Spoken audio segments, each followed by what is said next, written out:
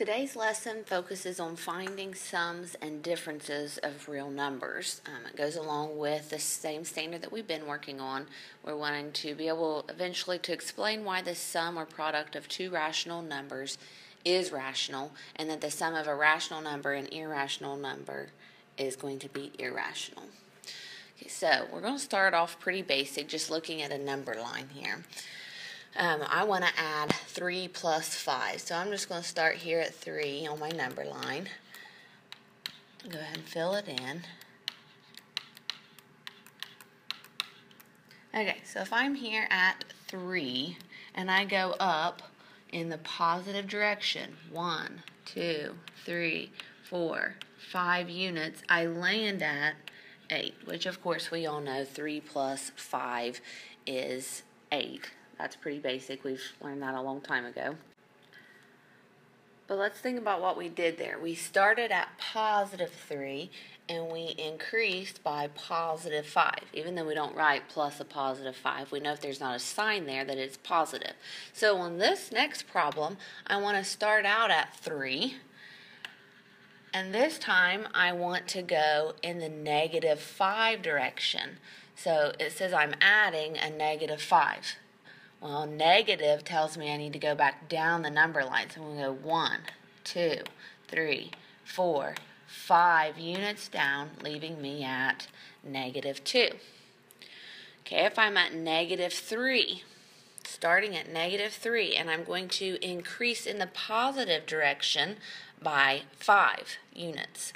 So 1, 2, 3, 4, 5, which lands me on a positive 2. And then if I start at negative 3 and I increase in the negative 5 direction, so I'm going to be going in the negative direction, so 1, 2, 3, 4, 5 lands me on negative 8. So I end with negative 8. Here I ended with positive 2. Here I ended with a negative 2. And here I landed on 8. So let's look at a pattern here. I've got a positive plus a positive equals a positive and a bigger negative gave me a negative but a bigger positive gave me a positive, and a negative gave me a negative. We're not going to do this right now. We will do this in class. Row, row, row your boat is the tune, and it's just a little way to help you kind of remember this, but I really don't want to sing for everybody to hear. Okay, so this has some fill in the blanks. Go ahead and pause the video and see if you can fill this in, and then when you're done, go ahead and click play again. You can check. It says the blank of a number is its distance from 0 on the number line. Hopefully we know that this is the absolute value. If not, now you do know. The absolute value of a number is its distance from 0 on the number line. And anytime you're referring to distance, it's always, always positive. You cannot have a negative distance. Nobody says, go negative 3 miles and you will arrive at my house. That just isn't the way that we talk about distance. Distance is always a positive number. So the absolute value of positive 4, that's saying the number is how many units away from 0, the positive 4. Well, if you look, there's 1, 2, 3, 4 units away from 0. Let's look at negative 4. How far is it from 0? Well, it's a distance of 1, 2, 3, 4 units as well. So both the absolute value of positive 4 and the absolute value of negative 4 equals 4, because we're talking about how far it is from 0, so it has to be a positive number. Okay, when we add numbers with the same sign, add the numbers and keep that sign. When you add numbers with different signs, subtract the smaller from the larger and keep the original sign of the larger number. So let's think about what that means here. I've got negative 12 plus 7. The larger number is my negative here. So it says subtract the smaller. When adding numbers with different signs, subtract the smaller from the larger. So I'm just going to say, what is 7 away from 12? Well, 12 take away 7 would be 5. And then it says keep the original sign of the larger number. Well, it was negative, so it's going to be a negative 5. Okay, negative 18 plus negative 2. Same sign, add and keep. We've got the same sign, so I'm going to just add these numbers together and keep the sign. So 18 and 2 we know is 20. Okay, once again, these are different signs, so I want to take the larger one, and I'm going to subtract the smaller one away from it. So I'm going to have to borrow here. 15 minus 8 is 7.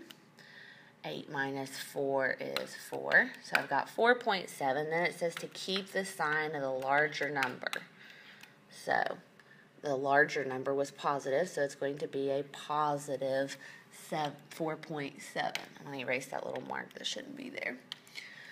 Okay, 3/4 plus negative 5/6. Ooh, this is a fun problem. 3/4 plus negative 5/6. Ignoring the fact that they're different signs, let's just look at the fact that these are fractions with unlike denominators. That poses a little bit of a problem. We cannot add fractions with unlike denominators. So we need to think about what is something that both of these numbers go into. Right off the bat, I'm thinking 12, because 12 is divisible by 6 and 12 is divisible by 4. So I'm just going to write 3/4 out here and think about what would I have to do to make it have a 12 in the denominator. Well, 4 times 3 gave me the 12. So whatever I do to the bottom, I know I must also do to the top. That's basically multiplying by 1. So it's not just basically, it is. We're multiplying by 1. 3 times 3 is 9. So we know that 3/4 is the same as 9/12. So now let's look at my negative 5/6. We got to convert it to something with a 12 in the denominator. Well, I know that 6 times 2 is 12. Whatever I do on the bottom, I have to do on the top. So I'm going to multiply the top by 2 as well. So negative 5 times 2 is negative 10. So I've got negative 10/12. So now let's rewrite this over here. I've got 9/12 plus a negative 10/12.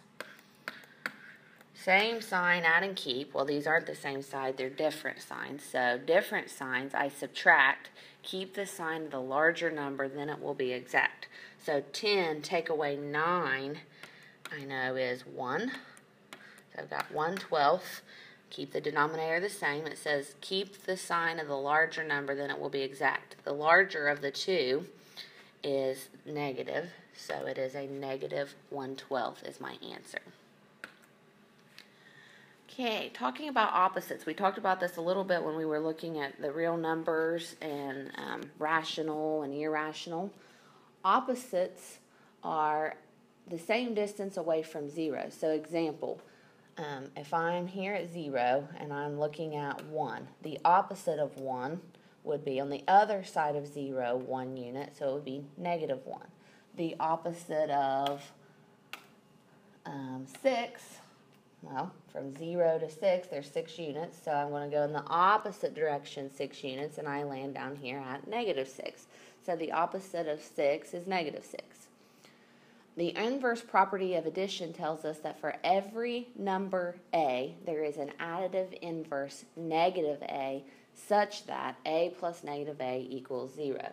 So looking back at the 6, if I have 6 and I add its additive inverse, or add its opposite, which is negative 6, I end up with 0. So if I'm at positive 6 and I go negative 6, that puts me right back here to 0. Anytime I add opposites together, it will always be 0. So 3 plus a negative 3 is going to be 0. Negative 2 plus 2 gives me 0. What this does for me, what this means in terms of what we're doing today with the adding and subtracting real numbers, is it allows me to convert 3 minus 5. Well, I can change this 3 minus 5 into 3 plus a -5. Instead, I just added its opposite. Instead of subtracting a +5, I added a -5. And then that takes me back to my rules that I had. I'm adding. So I look at if they're same signs or different signs. This one's a positive, this one's a negative, so they're different signs. So I subtract and keep the sign of the larger number, then it will be exact. So 5 take away 3 is 2. Keep the sign of the larger number, so it is -2. Okay, I want you to pause the video and I want you to find each difference, and then you can hit play again and check your answers. Okay, so in the first one I changed it from a minus to a plus its inverse. I did the additive inverse on each one of these. So I got 5, -8.9, and 0. Okay, scuba diving problem. A reef explorer dives 25 feet to photograph brain coral and then rises 16 feet to travel over a ridge before diving 47 feet to survey the base of the reef. Then the diver rises 29 feet to see an underwater cavern. So he goes down 25 feet, so we'll represent that by -25. Then he rises 16 feet, so he goes up 16 feet. Before diving another 47 feet to survey the base of the reef. So he's going back down 47 feet. Okay, then he rises 29 feet to see an underwater cavern. It says, what is the location of the cavern in relation to sea level? So he started off at sea level here and then went down 25. So what we've got to do then is add all these together. I'm just going to use the commutative property and change the order. -25. And then I'm going to use the additive inverse to add a -47. Then plus 16 plus 29. -25 and -47 I know is going to be an even bigger negative. And 25 plus 47 is 72. Okay, then I'm going to come over here and add my positive numbers together. 16 and 29 I know is 45. Okay, so now I've got opposite signs. One's negative, one's positive. So what I'm going to do is I want to subtract 72 minus 45, then keep this sign of the larger number. And 45 taken away from 72 is 27, so I have a -27 feet. So, what is the location of the cavern in relation to sea level? It is 27 feet below the sea, or below sea level. And make sure when you're doing these types of problems that you always answer them in the way that it was asked. What is the location of the cavern in relation to sea level? I don't want to just say 27 or -27. I want to say it is 27 feet below the sea level.